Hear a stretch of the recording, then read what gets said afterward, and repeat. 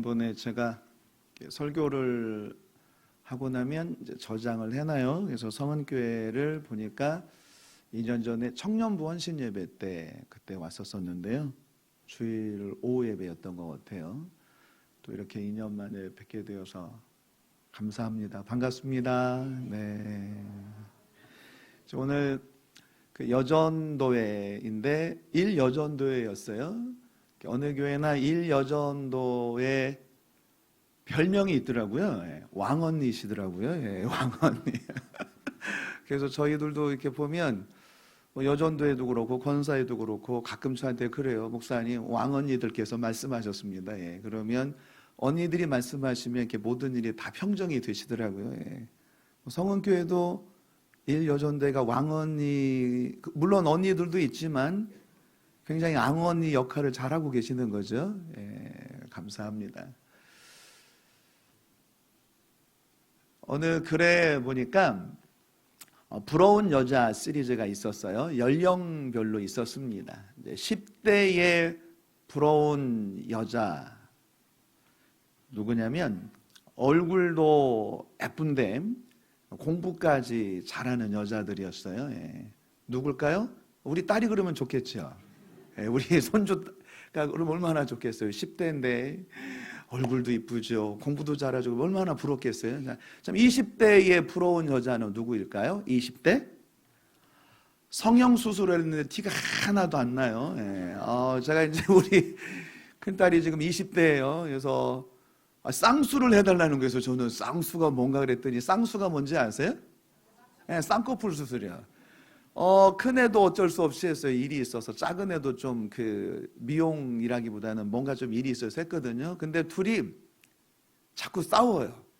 누가 티가 더 안 나느냐, 누가 더 자연미인이냐, 누가 더 쌍수를 했는데 누가 안 한 것처럼 티가 안 나느냐. 그거 가지고 굉장히 묘한 경쟁이 있더라고요. 그래서 오늘 우리 성은교회 여전도회 분들은 다 자연미인이신 거죠? 조금밖에 손 안 댔어요. 지금이 굉장히 최선이십니다. 20대는 또 그런 부러움이 있었고요. 또 30대의 부러운 여자들 보니까 결혼 전까지 굉장히 놀았어요. 결혼 전까지 자유롭게 참 놀았고, 결혼 전에는 뭔가 이렇게 특별하게 내세울 게 없었는데요. 결혼을 잘 해가지고 잘 사는 여자분들, 30대의 부러운 여자들이랍니다. 40대는 누굴까요? 막 골프도 치고 막 해외여행도 다니고, 근데 아들 딸들이 그냥 알아서 척척 대학 붙어주고 알아서 척척 취업해주고요. 그랬으면 좋겠죠. 엄마들은 골프도 가고 여행도 가고 그러는데 공부하라 소리도 안 했는데 알아서 공부해주고 대학도 알아서 들어가주고 또 알아서 취업도 해주고 얼마나 좋겠어요. 그런 여인들이 부러운 여인들이라는 거죠. 50대는요. 한번 생각을 해보시겠어요? 50대가 좀 계시죠? 지금 50대에 계신 여전도회 분들이 계시는데 50대는 어떤 분들이 부러울까요? 먹어도 살 안 찌는 여자분들. 굉장히 부럽지 않아요? 나는 물만 먹는 것 같은데 자꾸 찌잖아요. 근데 참 주일날이나 평상시 보면 잘 드시는 것 같은데 살이 하나도 안 쪄요. 굉장히 부러운 여자분들입니다. 자, 60대는 건강복도 타고났는데 돈복까지 타고난 분들이 있어요. 참 부러운 여자분들이죠. 70대는 누군가 했더니 자식들이 용돈도 잘 주고 자식들이 효도하는데요. 남편이 70살이 넘었는데도 직장 다니면서 돈 벌어다 주는 여자분들. 그래서 제가 요즘도 이렇게 가끔 신방을 다녀요. 이제 제가 부임 신방을 한 번밖에 못 했고요. 코로나 때문에 3년 동안 신방을 못 하다가 이제 두 번째 지금 신방을 해요. 근데 기도 제목들이 있어요. 남편들은 별로 안 좋아할 만할 것 같아요. 목사님, 우리 남편이 오래오래 직장 다니게 해주세요. 그래서 제가 물어봤어요. 몇 살까지 하셨으면 좋겠어요? 그랬더니 최소한 70까지는 해줬으면 좋겠습니다. 근데 70이 됐는데 남편이 이것도 복이지 않을까요? 건강하셔서 70이 됐는데도 직장 다니시면서 일도 열심히 해주시고 또 이렇게 살림에 보태주는 70대, 굉장히 부러운 여자 시리즈에 있었습니다. 자, 그러면 이제 신앙적으로 부러운 여인들은 누구일까요? 이제 요거는 보통 일반적인 부러운 여자 시리즈고요. 교회 안에서 특별히 성경에서 보니까 성경은 세대를 초월해서 연령을 초월해서 정말 부러워해야 될 여인들이 있었습니다. 잠언 31장 10절에 보니까 누가 현식한 여인을 찾아 얻겠느냐? 그 값은 진주보다도 귀하다. 그래서 우리가 부러워해야 될 여인은 현숙한 여인입니다.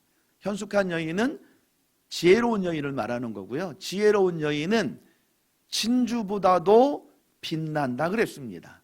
우리 성은교회 모든 1여전도회부터 모든 여전도회 회원분들께서 현숙한 여인, 지혜로운 여인이 되셔서 가정에서도 교회에서도 어느 곳에 있든지 진주보다도 빛나는 삶이 되시기를 주의 이름으로 축복합니다.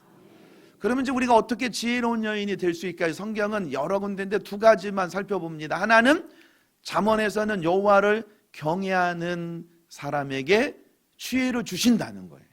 하나님을 경외하면 하나님이 지혜를 주십니다. 또 야고보서에서는 너희 중에 누구든지 지혜가 부족하거든 모든 사람이 후히 주시고 꾸짖지 아니하시는 하나님께 구하라. 기도할 때 하나님이 지혜를 주십니다. 그래서 하나님을 경외하는 우리 1여전도회 그리고 우리 성은교회 모든 여전도회 우리 모든 남선교회 그래서 진주보다도 빛난 삶이 되시기를 주의 이름으로 축복합니다. 오늘은 여전도회 헌신 예배니까 우리나라에 1885년에 공식적으로 언더우드와 벤셀러 선교사가 복음을 들고 왔습니다. 그러면 이 여전도회는 우리 한국교회에서는 언제쯤에 시작이 됐을까요? 여전도회가 여전도회 시작을 찾아보니까 1898년에 꽤 오래된 거죠. 100년이 훨씬 넘었습니다. 평양 널다리골 교회에서 최초로 우리나라 공식적입니다. 여전도회가 그 교회에서 조직이 됐습니다. 그러면 전국적인 여전도회 연합회는 언제쯤에 결성됐을까요? 1928년 9월 9일 대구 신정교회에서 그렇게 출범이 됐습니다. 그러면서 지교회에도 여전도회가 있었고 이제 전국적인 연합체에 여전도회가 있었습니다. 그러면서 우리 선배 여전도 회원들은 일제강점기 때 조국 독립을 위해서 기도한 거예요. 애국하는 여전도 회원들이었습니다. 섬김의 여전도 회원들이었습니다. 기도하는 여전도 회원들이었습니다. 그리고 여전도 회원들이 교회마다 눈길 안 가는 데가 없고요. 손길 다 가고요. 발길 다 가고요. 그러면서 한국교회가 여기까지 왔고요. 우리 성은교회도 제가 오늘 보면서 참 놀란 게 우리 교회하고 나이가 똑같더라고요. 우리 교회가 78년 7월 23일인데 78년 몇 월 며칠이죠? 7월 16일이시더라고요. 46년의 역사 가운데 우리 선배 여전도회 회원들이 있었기 때문에 오늘의 성은교회가 여기까지 오게 된 줄로 믿습니다. 이제 이렇게 얘기하면 우리 남선교회가 좀 서운하시잖아요. 그래서 제가 이제 남선교회한테 그런 얘기를 하고 싶어요. 제가 서울에 있었을 때 어느 권사님이 그 얘기를 하셨어요. 목사님, 제가 막 여전도회를 구역예배 갖고 칭찬했더니 그러는 거예요. 목사님 그런 말 하지 마세요. 우리 여전도회는 여자들이 교회 안에서 움직여봐야 돌멩이밖에 안 돼요. 자갈처럼 우리가 아무리 굴러봐도 여전도회가 여자들이 움직이는 건 돌멩이가 움직이는 거고요. 남자들이 한번 움직여 주시면 바위가 굴러가는 거 같습니다. 이럴 때 우리 남선교회가 막 아멘 해주셔야 되는 거 아니에요? 남선교회가 움직이면 바위가 굴러가는 것처럼 큰일이 일어나고요. 여전도회가 굴러가면 자갈이 굴러가는 것처럼. 그런데 이게 조화가 이루어져서 어느 교회나 건강하게 세워져 가는 줄로 믿습니다. 오늘 우리 1여전도의 헌신 예배를 드리면서 그러면 우리가 좀 본받고 싶은 모델이 있어야 되지 않습니까? 우리가 닮아가고 싶은 모델이 있어야 되는데요. 그 모델은 교회의 머리가 되시는 예수 그리스도이십니다. 그래서 우리 남선교회도 예수님을 닮아야 되는 거고요. 여전도에도 예수님을 닮아야 되는 거고요. 목사인 저도 예수님을 닮아서 예수님의 형상이 이루어져야 되는 거예요. 예수님의 삶을 닮아가는 거예요. 그러면 성경에 예수님의 여러 가지 모습들이 있는데 오늘 본문에서는 하나님은 한 분이시요 하나님과 사람 사이의 중보자도 한 분이시니 곧 그리스도 예수시니라. 중보자가 되어주시는 거죠. 하나님은 모든 사람들이 구원받기를 원하십니다. 하나님은 모든 사람이 구원자이신 예수를 알기를 원하십니다. 예수님이 하신 일이 뭘까요? 예수님이 하신 일은 중보자입니다. 중보자가 다리 역할을 해주는 거예요. 제가 2018년도 부임해서 2019년도에 낭도교회에 일이 있어서 우리 장로님들과 낭도교회를 방문하게 될 일이 있었습니다. 2019년도입니다. 뭐 타고 갔을까요? 2019년도예요. 배 타고 갔어요. 왜냐하면 그때 낭도에 다리가 안 나졌어요. 그러면 백야도부터 이렇게 쭉 해가지고 연육교가 언제쯤 개통됐는지 아세요? 대충 몇 년도쯤이었을까요? 2020년도 3월 달이었어요. 그리고 나서 낭도에 갈 일이 있었습니다. 배 타고 갔을까요? 자동차 가지고 다리로 갔을까요? 자동차, 맞아요. 스타렉스도 한번 타고 간 적이 있어요. 그 여행 삼아서. 그래서 이제 교회에서 출발해서 드라이브도 할 겸 제 아내랑도 가본 적도 있고요. 교인들이랑 가본 적도 있고요. 그래서 그때는 자동차를 타고 섬과 섬을 이어주는 다리를 건너서 갔습니다. 그때 느낀 게 참 그 1년 사이에 2019년도에 올 때는 배 타고 왔는데 섬이었는데요. 2020년도 이후에 갈 때는 자동차를 타고 섬인데 육지처럼 간 거예요. 더 이상 섬이 아니었습니다. 이유가 뭘까요? 다리가 생긴 거예요. 다리가 생기니까 육지하고 섬이 이어진 거예요. 연결된 거예요. 그래서 이제는 비가 오나 눈이 오나 언제든지 자유롭게 낭도라든지 다른 섬들을 갈 수 있습니다. 예수님은 다리신 거예요. 하나님은 하늘에 계신 거고요. 하나님은 창조주시고 거룩하십니다. 우리는 피조물입니다. 죄인입니다. 하나님과 우리 사이의 죄 때문에 섬처럼 떨어져 있었습니다. 갈 수 없는 거리였습니다. 예수님이 사람으로 이 땅에 오신 거예요. 그래서 십자가에서 죽으신 겁니다. 십자가에서 죽으시고 부활하신 예수님이 십자가의 피로 하나님과 우리 사이를 이어주는 다리가 되어주신 거예요. 그래서 우리가 예수님 때문에 하나님께 갈 수 있었던 거고요. 예수님이 구원의 길이십니다. 예수님이 천국 가는 길이십니다.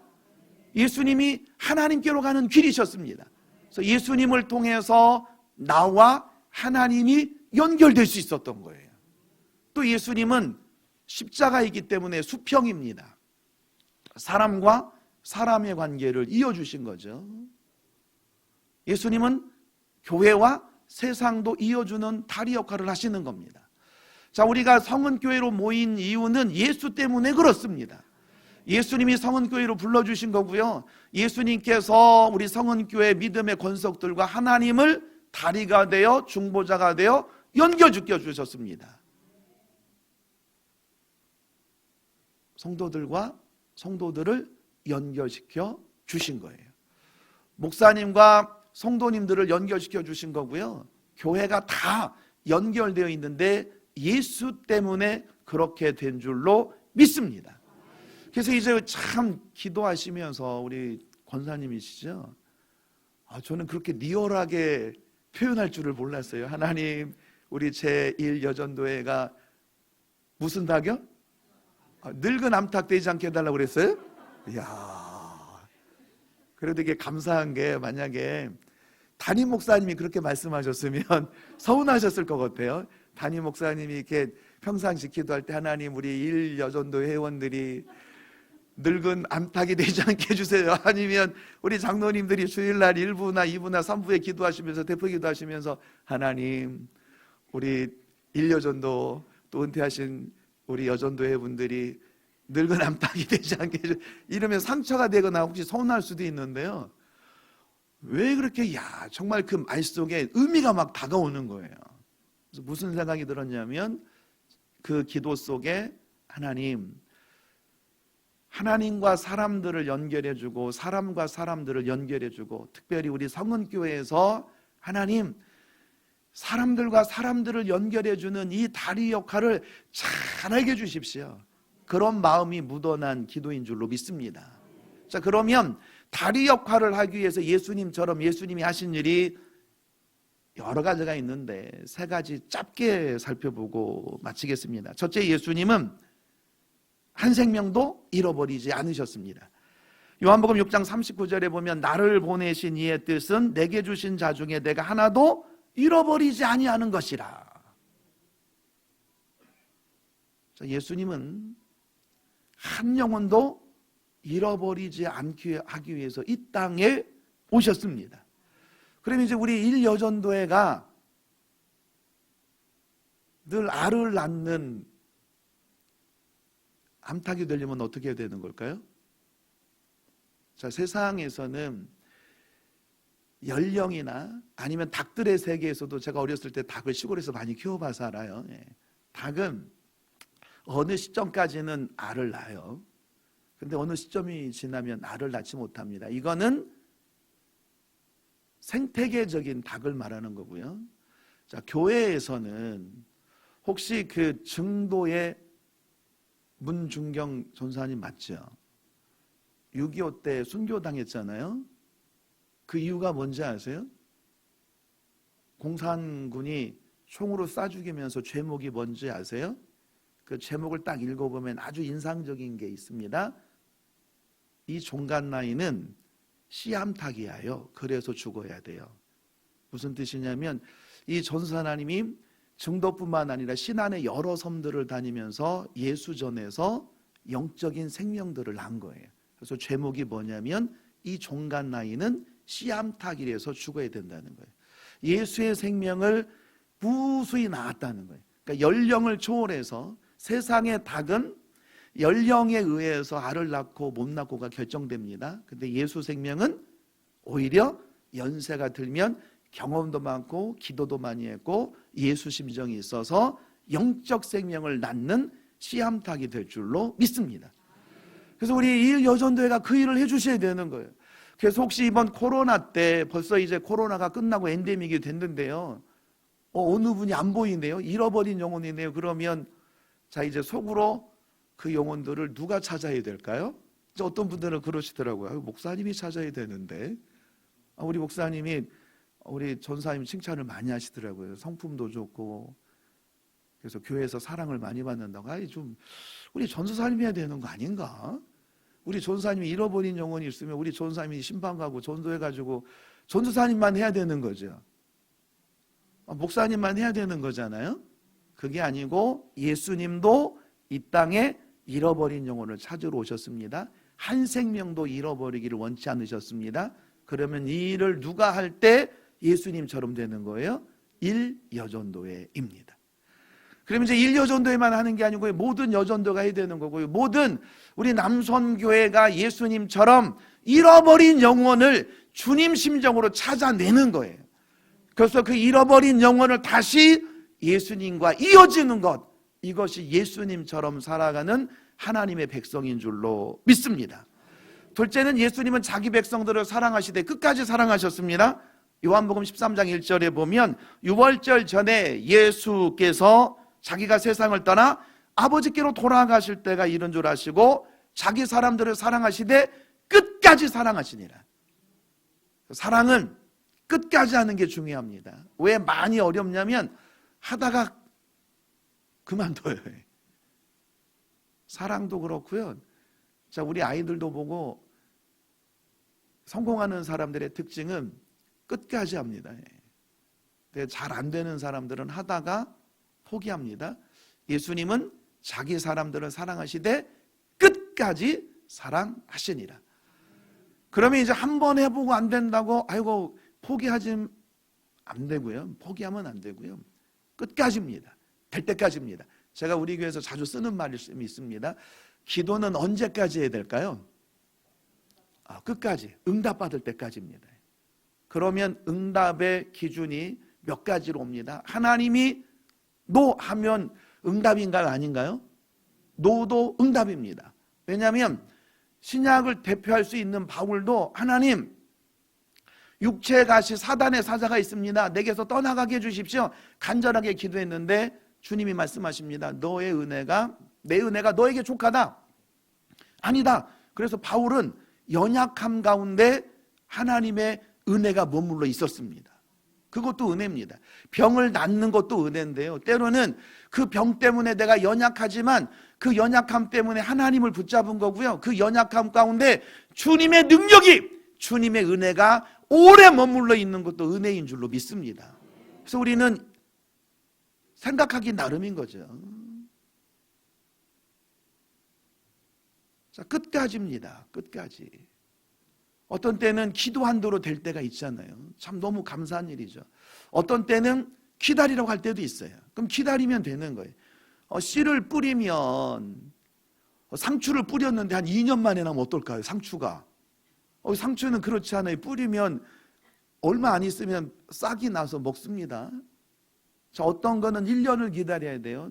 제목이 되려면 나무를 심고 10년 기다리는 것도 있습니다. 오늘 제가 오기 전에 충무동에서 우리 세 가족이 사업장 오픈 예배가 있어서 저하고 제 아내하고 또 우리 담당 몇 분하고 이제 가서 예배를 드렸어요. 근데 그 신방 대원 중에 한 권사님이 그런 얘기를 하는 거예요. 목사님이 오셨을 때가 몇 년쯤 됐어요. 그래서 이제 6년 차요 그랬더니 목사님 제가 그때 기억한 거 이야기 생각나실지 모르겠어요. 뭐가요? 그랬더니 아들이 그때 33살이었습니다. 장가를 갔을까요? 못 갔을까요? 33살인데 장가를 못 간 거예요. 그럼 이전에는 기도를 했을까요? 안 했을까요? 그 이전에도 기도를 했어요. 그러니까 담임 목사가 왔는데 제일 기도의 1번지가 뭐였냐면, 목사님 우리 아들 장가 가게 기도해 주세요. 그리고 1년이 되고 2년이 되고 3년이 되고 4년이 되고 5년이 되고요. 작년에는 제가 일주일 동안 뭐 했냐면요, 아들 딸들 장가 가야 될 사람들 일주일 동안 특세를 할 테니까 그래서 성경의 그 부분만 찾아가지고 일주일 내내 결혼을 위한 특세만 했거든요. 100명의 이름이 넘었어요. 많죠. 근데 작년에도 그 기도 시작하면서 한 5쌍 6쌍이 결혼을 했고요. 이제 올해는 우리 부목사님들도 신방을 다니잖아요. 벌써 한 7, 8명 정도가 날 잡은 거예요. 한 교구만 그러니까 다른 교구들은 또 어떻겠어요? 더 많아지지 않겠어요? 그러면서 그 권사님이 뭐라 그러냐면, 목사님 드디어 39된 우리 아들이, 그 다음이 뭘까요? 날 잡았습니다. 5월에. 그러면서 뭐라고 얘기하는 거냐면, 목사님 기도하니까 될 때가 오네요. 끝까지입니다. 기도도 끝까지 하는 거고요, 잃어버린 한 영혼을 찾는 것도 주님이 그만하라고 할 때까지 하는 겁니다. 근데 문제는 주님이 그만하라고 할 때는 거의 없습니다. 그래서 주님이 아무 말씀 안 하시면 그냥 끝까지 하는 거예요. 찾아내는 겁니다. 사랑도 언제까지 해야 빛이 날까요? 끝까지입니다. 웬만큼 하다가 그만두면 안 한만 못합니다. 기도도 그렇고요, 말씀도 그렇고요, 봉사도 그렇고요, 전도도 그렇고요, 영혼을 찾아내는 일은 끝까지 하는 거예요. 주님이 나를 끝까지 찾으셨고 끝까지 사랑하셨기 때문에 오늘 여기까지 온 줄로 믿습니다. 마지막 세 번째는 한 영혼도 포기하지 않고 찾아가신 거예요. 요한복음 21장 1절에 보면 부활하신 예수님이 그 후에 디베랴 호수에서 또 제자들에게 자기를 나타내셨으니, 누구를 찾아간 거예요? 베드로와 제자들을 찾아갔습니다. 자, 베드로를 찾아갈 마음이 인간적으로 보면 있을까요? 없을까요? 없죠. 왜냐하면 베드로야 너 기도해라, 안 그러면 시험에 든다, 너 그러다가 큰일 난다, 너 안 그러면